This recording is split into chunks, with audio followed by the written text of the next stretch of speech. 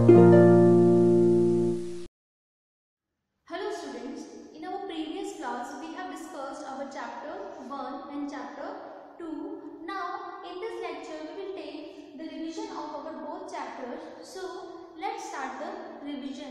So students, here we will take a revision. Okay, so our first question is tick the correct answer.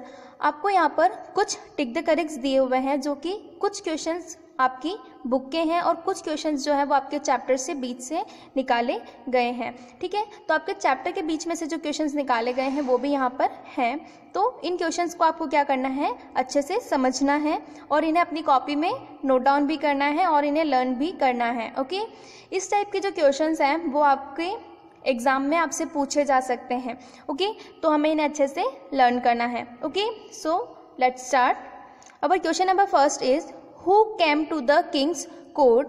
राजा का जो दरबार था वहाँ पर कौन आया था. अ प्रिंस, एक राजकुमार आया था. अ प्राइस्ट, एक पुजारी आया था. अ वॉइसमैन, एक बुद्धिमान आदमी आया था. या फिर अ सेज, एक साधु आया था. सो हमारा राइट ऑप्शन क्या है, अ सेज, एक साधु जो था वो आया था. तो हमें इस पर टिक कर देना है. Okay, now our second question is what did the king decide to do after receiving the third doll. जो राजा है उसने वो तीनों गुड़ियाओं को मिलने के बाद क्या डिसाइड किया. जो तीनों गुड़िया थी वो राजा को मिल गई थी, उसके बाद राजा ने क्या डिसाइड किया. Invite the minister to come and see the doll. उसके सभी मंत्रियों को बुलाया कि इन गुड़ियाओं को देखो. या फिर ask the ministers to explain the message given by the dolls. या फिर उन सारे मंत्रियों को बुलाकर ये बोला कि ये जो तीनों गुड़िया हैं ये क्या मैसेज देती है ये एक्सप्लेन करो.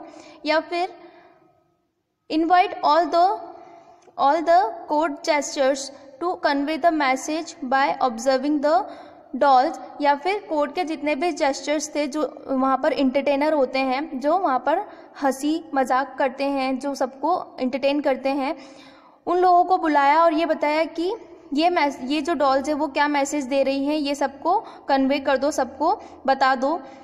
या फिर invite all the people of his kingdom to see the doll. या फिर उसके राज्य के सभी लोगों को बुलाया कि इन गुड़ियाओं को आकर देखो. तो हमारा राइट ऑप्शन क्या है, option B. Ask the ministers to explain the message given by the dolls. वो जो डॉल्स हैं तीनों वो क्या मैसेज दे रही हैं ये उन मिनिस्टर्स को एक्सप्लेन करना था. उन लोगों को बुलाया और कहा कि ये जो तीनों गुड़िया हैं वो क्या मैसेज दे रही हैं, इन्हें एक्सप्लेन करो. ठीक है, तो ये हमारा राइट ऑप्शन है, तो हमें इसको टिक कर देना है. Okay, now our next question is after how many days did the ministers assemble to meet the king. कितने दिनों के बाद सभी मंत्री राजा से मिलने के लिए इकट्ठा हुए थे. ठीक है, तो जब राजा ने सभी मंत्रियों को बुलाकर ये बोला था कि ये गुड़िया क्या मैसेज देती है ये आप सबको बताना है, और इसके लिए राजा ने कितने दिन का समय दिया था सबको, 3 डेज का समय दिया था, 3 दिन का समय दिया था. तो वो सब मिनिस्टर जो हैं कितने दिन के बाद इकट्ठा हुए थे, 3 डेज के बाद इकट्ठा हुए थे. ओके, तो हमारा राइट ऑप्शन क्या है, 3 डेज. 5 डेज, 6 डेज, 3 डेज और 8 डेज. तो हमारा राइट ऑप्शन है 3 डेज. ओके, 3 दिन के बाद वो इकट्ठा हुए थे. Okay, now our next question is which doll was made by Jagannath. Jagannath ने कौन सी गुड़िया बनाई थी. ठीक है, first doll, second doll, third doll या फोर्थ डॉल. तो फर्स्ट, सेकेंड और थर्ड डॉल तो राजा को उस सेज से, वो जो साधु है आया था, उससे मिल गई थी. जो फोर्थ डॉल थी वो किसने बनाई थी, जगन्नाथ ने बनाई थी. ठीक है, तो हमारा राइट ऑप्शन क्या है, fourth doll. Okay, now our fifth question is what did king put into the dolls ears. राजा जो था उसने उन सभी गुड़ियाओं के कान में क्या डाला था. नीडल, सुई डाली थी. स्ट्रिंग, कोई तार डाला था. वुड, लकड़ी डाली थी. या फिर पिन, कोई पिन डाली थी. ठीक है, तो राजा ने उन सभी गुड़ियाओं के कान में क्या डाला था, स्ट्रिंग डाला था। ओके, तो हम इस पे टिक लगाएंगे। Okay, now our next question is question number 6, what message does the first doll convey. वो जो फर्स्ट डॉल थी वो क्या मैसेज देती थी। Our option A is does not retain anything, option B tells to everybody, option C never speak, okay, and option D none of this. तो जो first doll थी वो क्या मैसेज देती थी कि डज नॉट रिटेन एनीथिंग, मतलब कि जो फर्स्ट डॉल थी वो क्या करती थी, एक कान से सुनकर दूसरे कान से निकाल देती थी, मतलब कि अपने अंदर कुछ भी रोक कर नहीं रख पाती थी, इधर से सुना और इधर से निकाल दिया। तो डज नॉट रिटेन एनीथिंग, अपने अंदर कुछ भी रोक कर नहीं रख पाना, तो ये हमारा राइट ऑप्शन है, डज नॉट रिटेन एनीथिंग। ठीक है, तो हमें इसको टिक कर देना है। Okay, now come to the next page. Now our question number 7 is what message does the second doll convey। अब यहाँ पे किसके बारे में पूछा गया है कि सेकेंड डॉल जो थी वो क्या मैसेज कन्वे करती थी। ठीक है, तो डज नॉट रिटेन एनीथिंग, अपने अंदर कुछ भी रोक कर नहीं रख पाना, टेल्स टू एवरीबडी, सबको बता देना, नेवर स्पीक, कुछ भी नहीं बोलना, या when not to listen, when to speak और when to remain silent. Okay, तो फर्स्ट डॉल जो थी उसका हमने अभी पढ़ा कि फर्स्ट डॉल क्या मैसेज देती थी, डज नॉट रिटेन एनीथिंग। अब यहाँ पर किसके बारे में पूछा है, सेकेंड डॉल। जो सेकेंड डॉल थी वो क्या मैसेज कन्वे करती थी ये हमको यहाँ पर बताना है। ओके, तो डज नॉट रिटेन एनीथिंग का मतलब है अपने अंदर कुछ भी रोक कर नहीं रख पाना, इधर से सुनकर इधर से निकाल देना। टेल्स टू एवरीबडी, जो सुना है हमने वो सबको बता देना। नेवर स्पीक, किसी से कुछ भी नहीं कहना, सुन लेना लेकिन किसी को कुछ भी नहीं बताना। या फिर D, when not to listen, when to speak and when to remain silent. Okay, क्या हमें नहीं सुनना है, क्या हमें कब बोलना है और हमें कब चुप रहना है, ये बताती थी। तो क्या थी सेकेंड डॉल, क्या कन्वे करती थी, सेकेंड डॉल जो है वो मैसेज कन्वे करती थी टेल्स टू एवरीबडी, मतलब उसने जो सुना है वो सबको बता देती थी। ठीक है, तो जो सेकेंड टाइप के जो पर्सन होते हैं वो टेल्स टू एवरीबडी, मतलब अगर उन्होंने कुछ सुना है तो वो सबको बोल देते हैं। ठीक है, now question number 8 is question number 8, what message does the third doll convey. जो थर्ड डॉल थी वो क्या मैसेज कन्वे करती थी।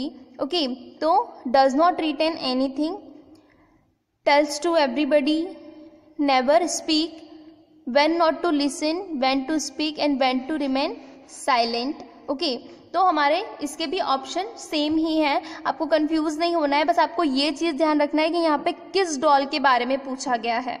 ओके, हमारी अगर फर्स्ट डॉल पूछा जाएगा तो फर्स्ट डॉल क्या करती थी, हमको ये पता होना चाहिए। जो फर्स्ट डॉल थी उसके एक कान में से अगर हम तार डालते थे तो दूसरे कान से निकल जाता था, दैट मीन्स कि वो अपने अंदर कुछ भी रख नहीं पाती थी, कुछ भी रोक कर नहीं रख पाती थी, does not retain anything. Second doll जो थी उसके कान में अगर हम स्ट्रिंग डालते थे तो वो मुंह से बाहर आ जाता था, वो क्या करती थी, टेल्स टू एवरीबडी, वो सबको सब कुछ बता देती, अगर उसने कुछ सुना है तो वो सबको बोल देती थी। अब जो थर्ड डॉल थी वो क्या मैसेज कन्वे करती थी वो यहाँ पर पूछा है। ओके, तो या तो वो अपने अंदर कुछ भी रोक कर नहीं रख पाती थी, टेल्स टू एवरीबडी, वो सबको सब कुछ बता देती थी, नेवर स्पीक, किसी से कुछ भी नहीं कहती थी, सुन लेती थी लेकिन किसी को कुछ भी नहीं कहती थी, या उसे ये पता था कि व्हेन नॉट टू लिसन, कब नहीं सुनना है, व्हेन टू स्पीक, कब बोलना है, and when to remain silent, और कब चुप रहना है।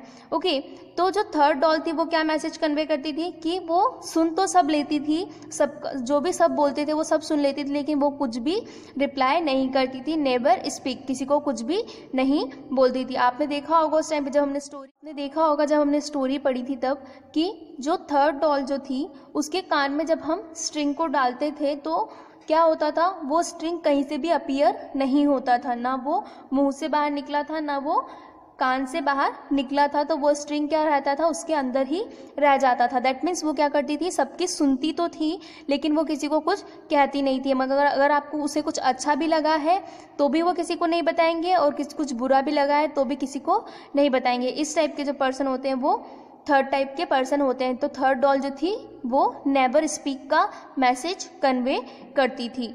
Okay, now our next question is question number 9, what message does the fourth doll convey.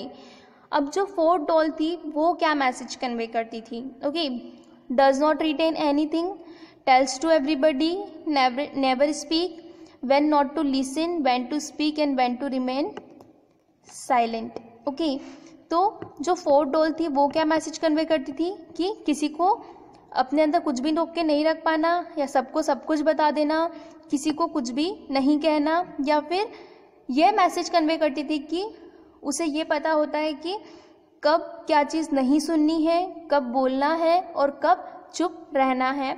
तो जो फोर्थ डॉल थी वो क्या मैसेज कन्वे करती थी कि हमें कब क्या चीज़ नहीं सुननी है, कब बोलना है और कब चुप रहना है, ये चीज़ हमें पता होनी चाहिए। इस टाइप के लोगों को वो बताती थी। ठीक है, तो ये हमारा राइट ऑप्शन है।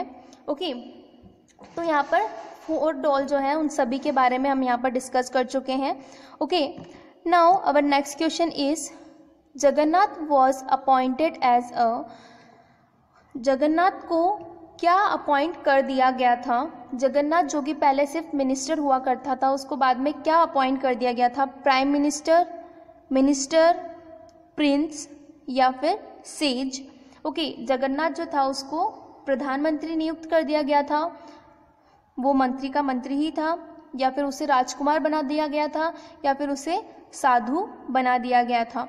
तो जगन्नाथ जो था उसको क्या अपॉइंट कर दिया गया था, as a prime minister. Okay, उसे प्रधान जो मंत्री था, उन मंत्रियों का जो भी मुख्यमंत्री था उसे नियुक्त कर दिया गया था, प्रधानमंत्री उसे नियुक्त कर दिया गया था। ओके, तो वहाँ पर क्या आ जाएगा, prime minister. Okay, now our 11th question is right the antonym of careful. Careful का मतलब होता है बहुत ज़्यादा परवाह करने वाला, तो इसका जस्ट अपोजिट क्या होगा।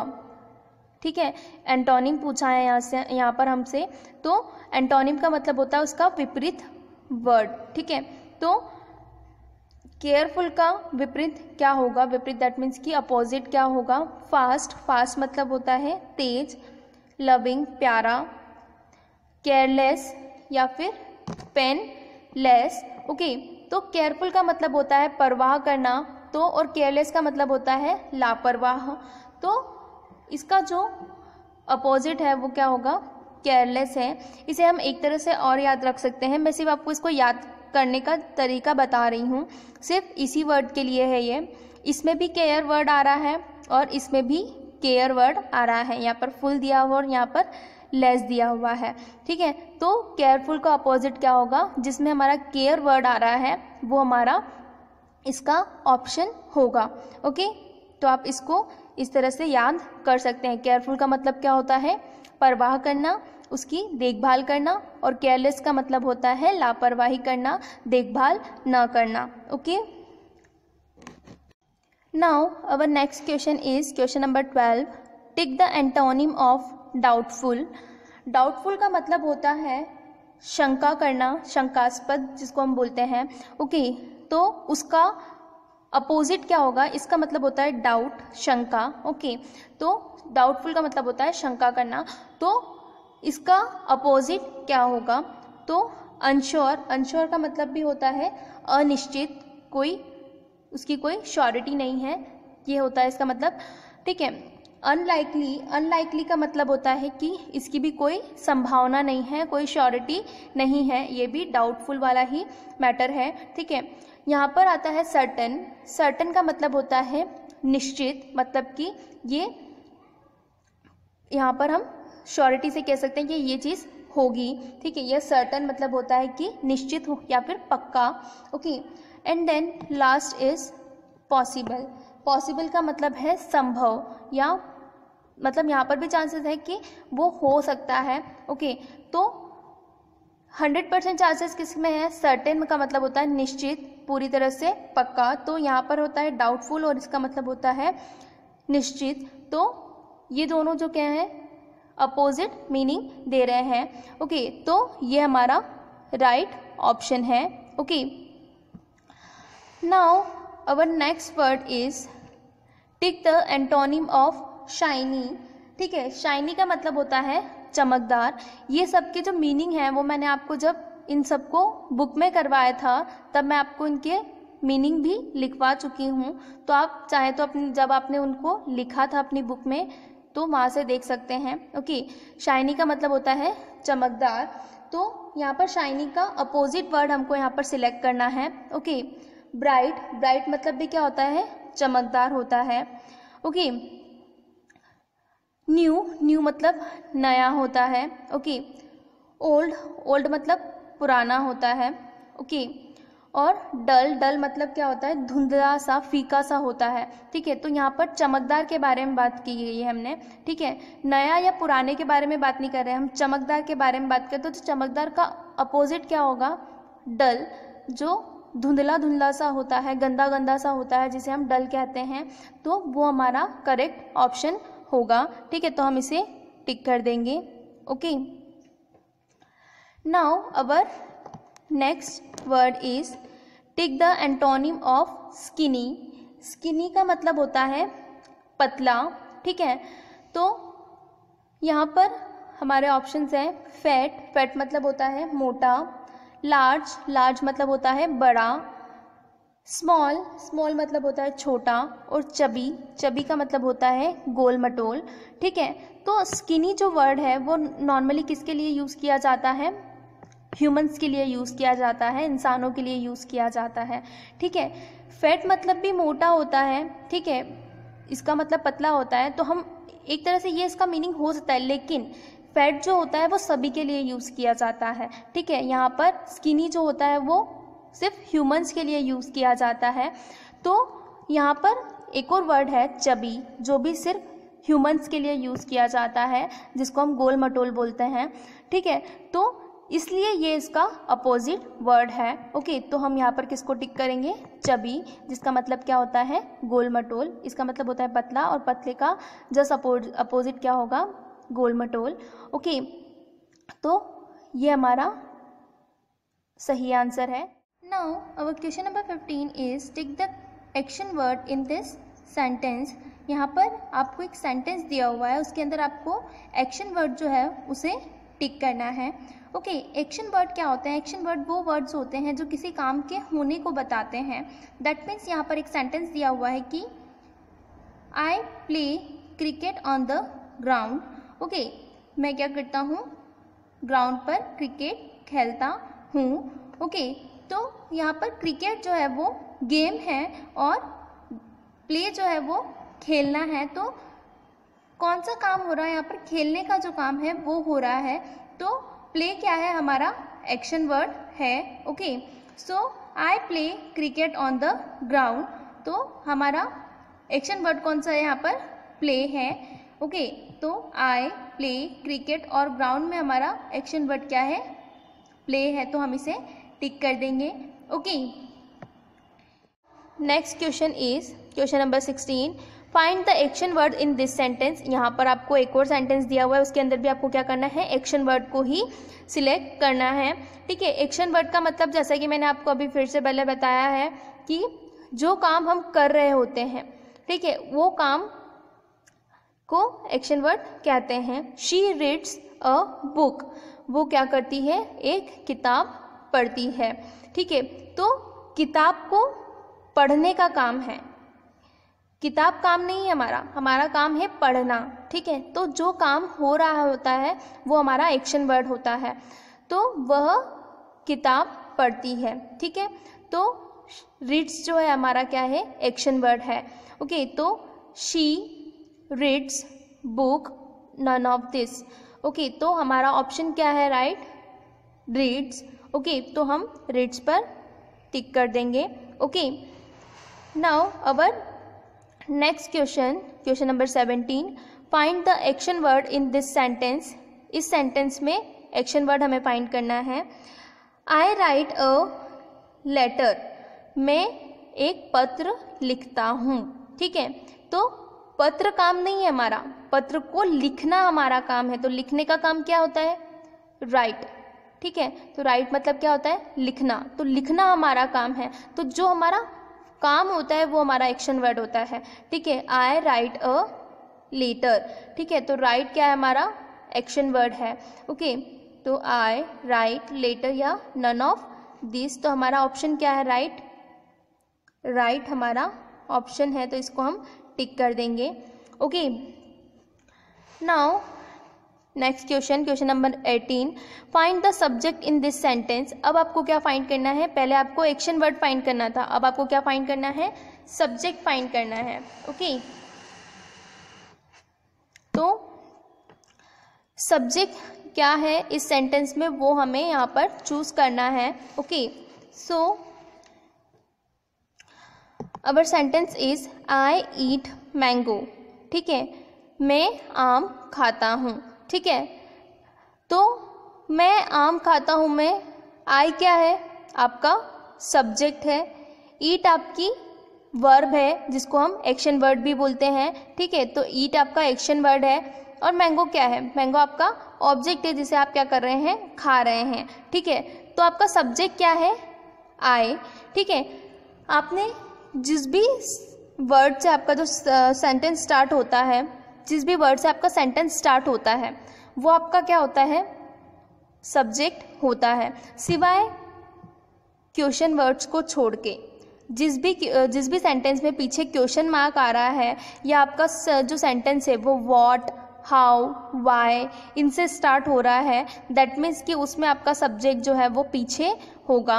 ठीक है, आपका ये जो सब्जेक्ट होते हैं I, we, you, they, he, she, it, ये सब क्या होते हैं? आपके सब्जेक्ट होते हैं। ठीक है, तो जब भी आपका सेंटेंस स्टार्ट होगा वो किससे स्टार्ट होगा? नॉर्मली आपका सेंटेंस जो है वो सब्जेक्ट के साथ ही स्टार्ट होगा, लेकिन जहाँ आपके क्वेश्चन वर्ड आ जाएंगे वहाँ पर नहीं होगा। ठीक है, ये चीज़ आपको क्लियर हो चुकी है। आई ईट मैंगो, मैं आम खाता हूँ। ठीक है, तो इसमें आई क्या है? आपका सब्जेक्ट है। ठीक है, तो हम क्या करेंगे? आई को टिक कर देंगे। Okay, now next question is find the subject in this sentence. I, we, you, they, he, she, it के अलावा भी कोई भी नेम जो होता है, कोई भी नेम, वो आपका खुद का नाम हो, चाहे आपकी मम्मा का नाम हो, पापा का नाम हो, या दुनिया में किसी का भी नाम हो। ठीक है, वो सब जो नेम होता है वो भी क्या होता है? आपका सब्जेक्ट ही होता है। ओके, जैसे यहाँ पर हमको दिया हुआ है प्रिया गो टू स्कूल। ठीक है, प्रिया कहाँ जाती है? स्कूल जाती है। प्रिया स्कूल जाती है, तो गो टू क्या हो गया हमारा? गो हमारा एक्शन वर्ड हो गया। ओके, स्कूल हमारा ऑब्जेक्ट हो गया और प्रिया जो है वो क्या है? हमारा सब्जेक्ट है। ठीक है, तो हमको यहाँ पर क्या सिलेक्ट करना है? सब्जेक्ट सिलेक्ट करना है। तो हमारा सब्जेक्ट कौन है? प्रिया है। प्रिया गो स्कूल या नन ऑफ दिस, तो हमारा राइट ऑप्शन क्या है? Priya. Okay, now next sentence is find the subject in this sentence. इस सेंटेंस में भी क्या करना है? आपको सब्जेक्ट फाइंड करना है। ही ड्रिंक्स वाटर, वह पानी पीता है। ओके, वह पानी पीता है, तो इसमें ही कौन है? आपका सब्जेक्ट है, ड्रिंक्स आपका एक्शन वर्ड है और वाटर आपका ऑब्जेक्ट है।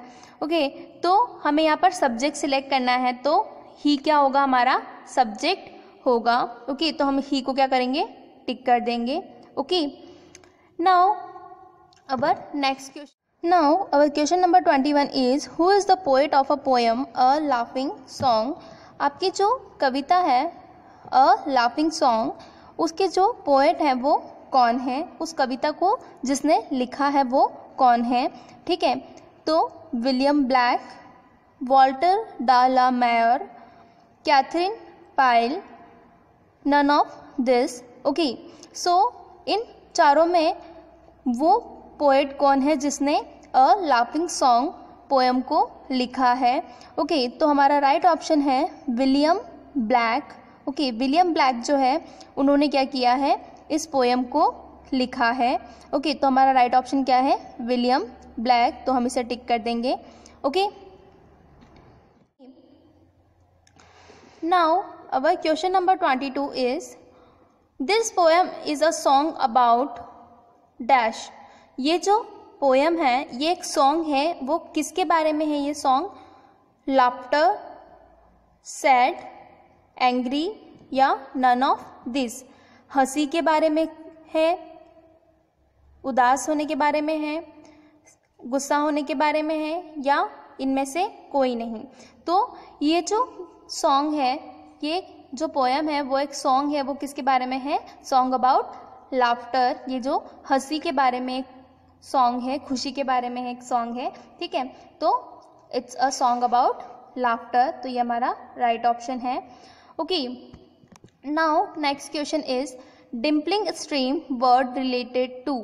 ठीक है, जो हमारी कविता है, जो हमारी पोएम है, उसके अंदर एक वर्ड आया है डिम्पलिंग स्ट्रीम।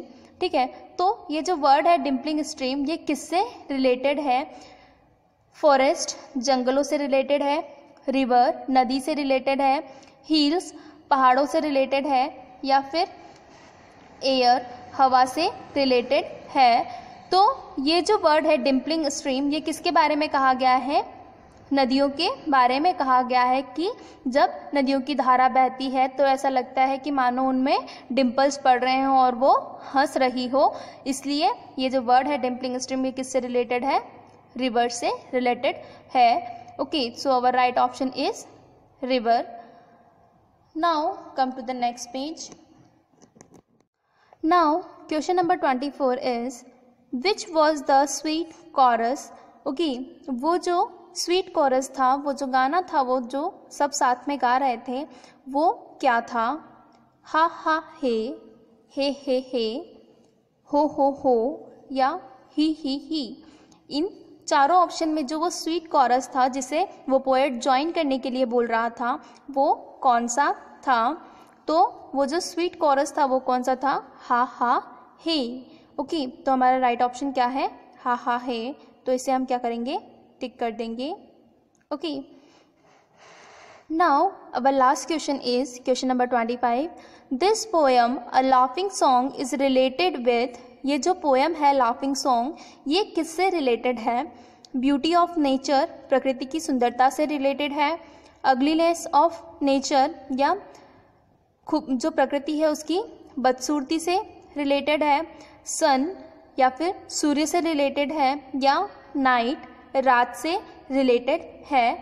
तो इस पोएम में क्या बताया गया है, प्रकृति की सुंदरता के बारे में बताया गया है।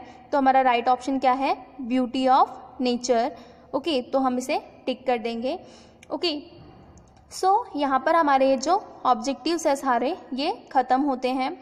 इन ऑब्जेक्टिव्स को आपको अपनी कॉपी में अच्छे से नोट डाउन करना है, इन्हें अच्छे से समझना है। ओके, और इन्हें अच्छे से लर्न भी करना है। इस टाइप के जो क्वेश्चंस हैं वो आपकी एग्जाम में आपसे पूछे जाएंगे। Okay, so my dear students, I hope you all got understand this revision sections.